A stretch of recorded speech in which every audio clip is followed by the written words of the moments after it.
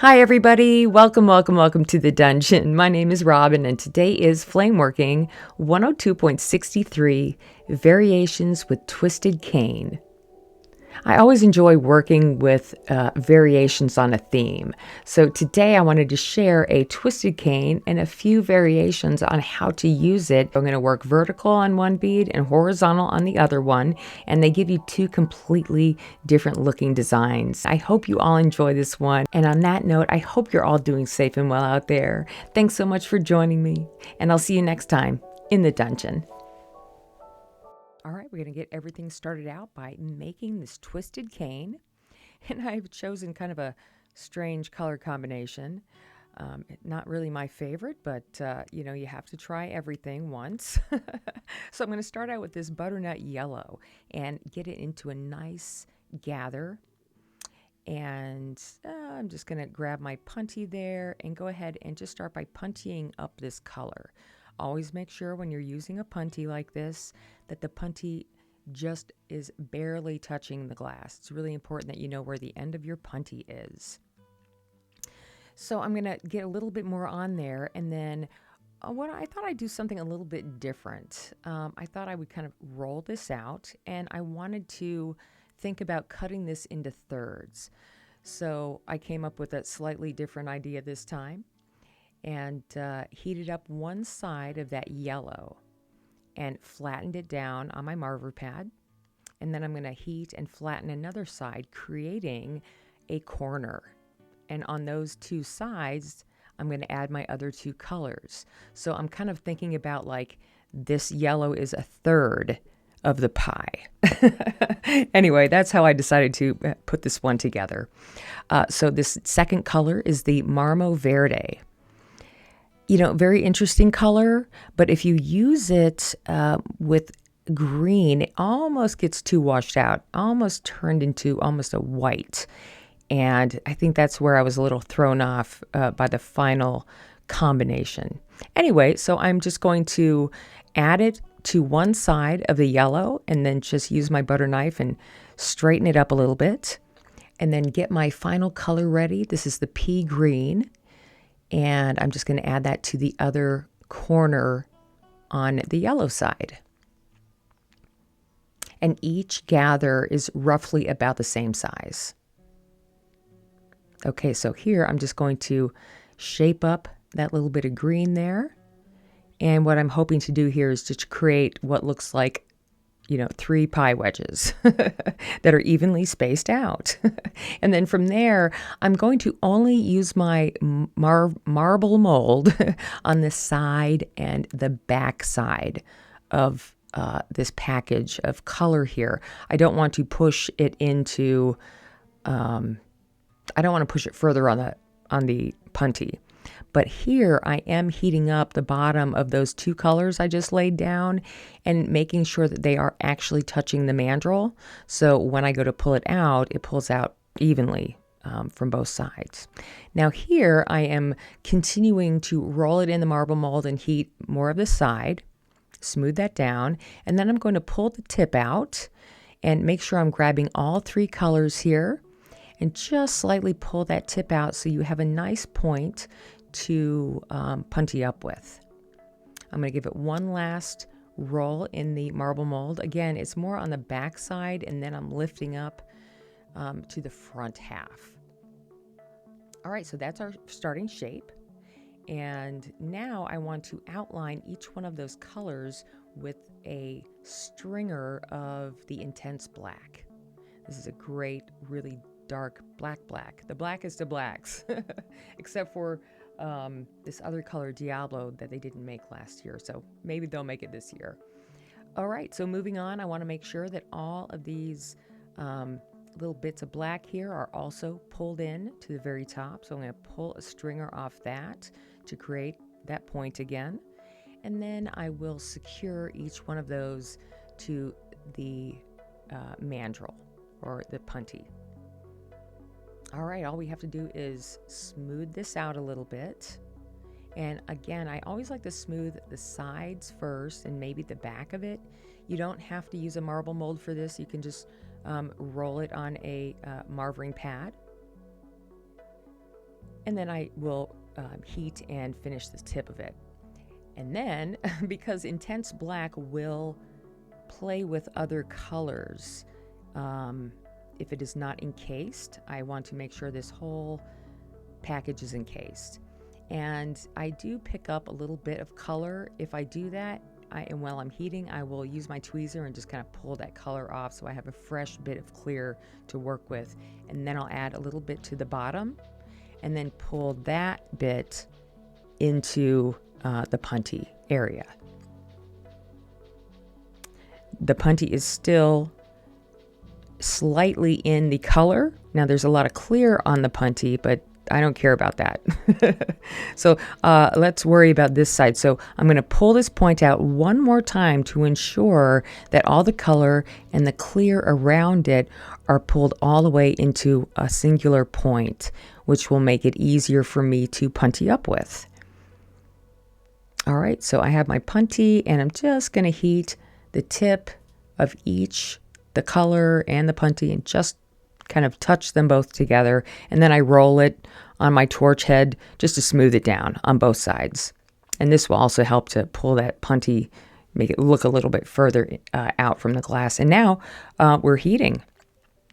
So I'm going to heat and heat and heat until everything starts to feel nice and kind of gooey.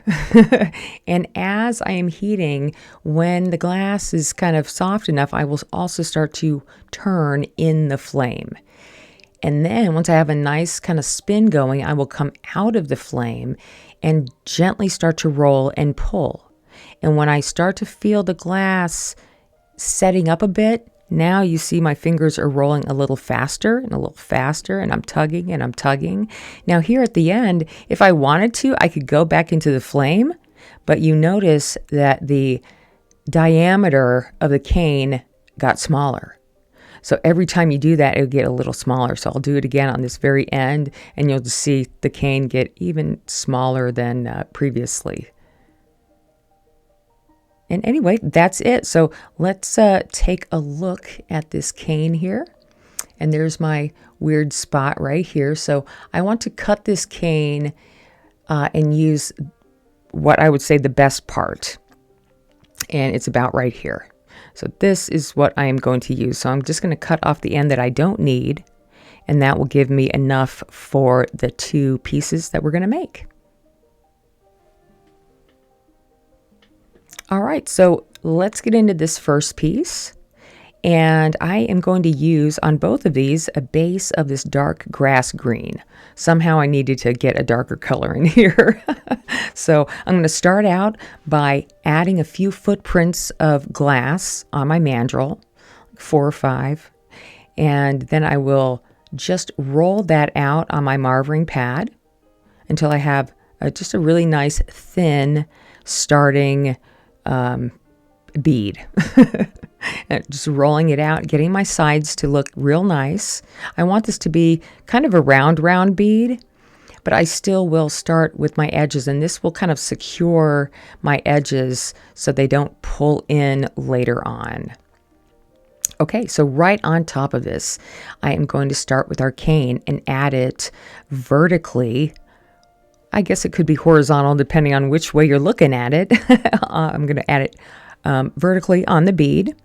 And when I do this, it's important to heat your bead up where you're going to lay the cane down. And then I will just heat up that little hook on the end of my cane and secure that to the bead on one end. And then very slowly with my flame, heat and just lay the cane down on the bead. I'm not trying to swipe it or anything. I have the cane very low on the bead as I do this whole process. I'm not holding the cane upward. I'm holding it as vertical or as low to the bead profile as I can. And then when you get to the end, it's just you kind of stop really, and then you give it a slight twist and pull away in the flame. And then I want to make sure that all of these edges of the cane, the ends of the cane, are kind of tucked in to the end of my bead. I don't want to pull them in too much because I kind of want you to see the green on the edges. So I'm just going to finish that. And now we're going to heat this up and smooth it all down. And when I heat this up, I'm looking for the smoothest transition into heat as I can get, and also an even heat all around. And when it's almost kind of the profile is real low and it's soft, that's when I'll start my gentle roll. And then if I need to kind of straighten out my edges, I will do that as well. And this also will secure the sides of the beads from pulling in too much, because here's our bead and we're going to let it cool down a little bit in a minute here. But first, I want to add a little bit more pattern, because sometimes when I just lay cane down, it can get a little boring. So I thought I would just add a slight detail in here of some bubbles with a tungsten pick. So I am heating each cane right in the center individually and just gently pushing in with the tungsten pick to create a little valley so I can trap some bubbles in here. And I think that will be a interesting enough distortion for this bead or the pattern. All right, so now it's all about adding our clear and encasing this whole bead. So I'm going to start out. Make sure that if you have a fresh cut rod, it is heated up and you tweezer off the fresh cut edge. You don't want to get bubbles in the glass. And then it's basically getting a gather of glass and swiping it down a very cool bead. You do not want this bead to be hot at all, or you will swipe your pattern as well, making it distorted. So make sure that this under bead is nice and cool. And then as you are swiping, that hot glass that you're swiping onto it will start to insulate it. And then just a gentle rolling out again. It's still looking like a barrel-shaped bead. But this is when it starts to get more into the round shape. So I'm going to add a whole nother layer of clear here. I do like to use the Effetri Super Clear. But you can use whatever you have on hand. And again, I'm just heating and starting from one end, swiping down to the other end, overlapping slightly as I go. And once you get all that on there, I'm going to heat the ends just a little bit to soften the corners, but I'm mainly going to heat in the center. If I'm looking for a bead that's not round, I would not be heating in the center, but I just heat in the center a little bit. And I like this, but I want it to be a little bit more spherical. So I'm going to add a band of clear right on the equator, and that will push down and kind of make it a little bit more of an hourglass shape inside, just slightly. So now I'm just going to heat that on both sides and incorporate that right into the center of the bead, and trying to keep my heat at the very end right on the center, and that will help to round everything out, because remember, the hot glass goes to where the flame is the hottest. So if it's in the center of the bead, it goes towards the center. All right, so that's our first variation on this cane. I like the way this looks, and let's move on to the next one. All right, so this is a real quick 5-layer disc bead. These are a lot of fun to make, and even the 5-layer disc bead, this is like maybe the third variation on that technique that I've done. So I'm going to start out with my first layer with a bit of the dark grass green, and I'll just add like 1, maybe 2 wraps for the footprint. Let that cool down. And then this is also great for practicing your wraps. And then I'm going to use my clear. I have a thick clear rod. This is like a 7mm, and I'm going to do my second wrap, my second layer, second disc right there. And then for the third layer, I'm going to add our cane. So I'm adding this, okay, is it vertical or is it horizontal? You tell me. Here at the end, I don't know why. There is a way to make the cane look perfect all the way around, but I do kind of like to twist and pull my edge off. And I don't know, there's something about seeing behind the cane just a little bit that I'm kind of obsessed with. I like to look kind of behind that cane. Anyway, just a personal preference. And then I will go ahead and do my final layers in clear, our last 2 layers. So that's our 5-layer disc bead.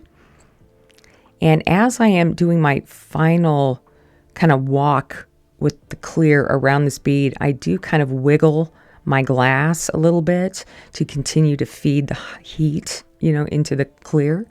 And that is how it looks on the side. It is a little sloppy, but that's just, the name of my game. So I will try to clean up the front view so it's a nice and even of a disc in the front right here. But for me, it's close enough to round out real nice. And so here at the very end, just like in the first one, it's really important. All my heat is right on the front. You'll see me hit my edges every now and then because I don't want to let the center of the bead get too cool. Again, I want everything to melt down at the same rate at the same time. So all of the glass wants to go. I want to keep everything right in the center, but I also want my edges to kind of, what am I trying to say? Pull in to the mandrel so it appears to be kind of tucked in. And that's why I hit the edges as well to kind of help get the front to pull to the sides. And then as soon as you see that nice looking bead come out of the flame, keep it turning. All right, we are all finished here, and I hope you guys enjoyed this triple feature and the variations on this twisted cane. And on that note, I hope to see you all next time in the dungeon.